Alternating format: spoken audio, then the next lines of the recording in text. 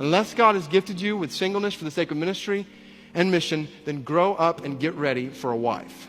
Move Halo and Xbox and PlayStation down your priority list and start working your tail off for the glory of God.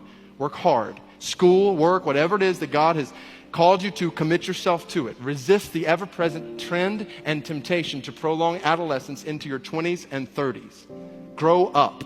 Man up. Take responsibility. And before you start thinking about taking a wife, figure out where you're going to take her. Then take the initiative. There are godly girls all across this church who are waiting for boys to step up and be men. They're filling in where you're slacking off. We got girls going into context, dangerous contexts around the world. So International Mission Board, who we partner together with, and going into unreached people groups around the world. They have a 2-year program called Journeyman, college graduates. Journeymen serve for 2 years, go into some context in the world.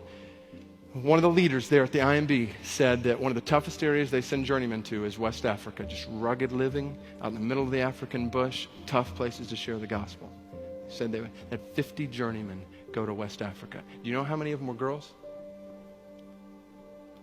48. What is the deal, brothers? And I have thought a lot about why that is the case.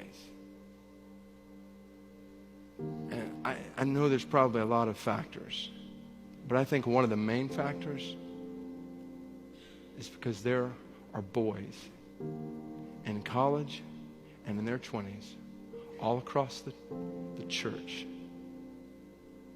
who are indulging in pornography night after night after night, exploiting images of women and disqualifying themselves from the purpose of God among the nations. Rise up and be the men God has designed you to be.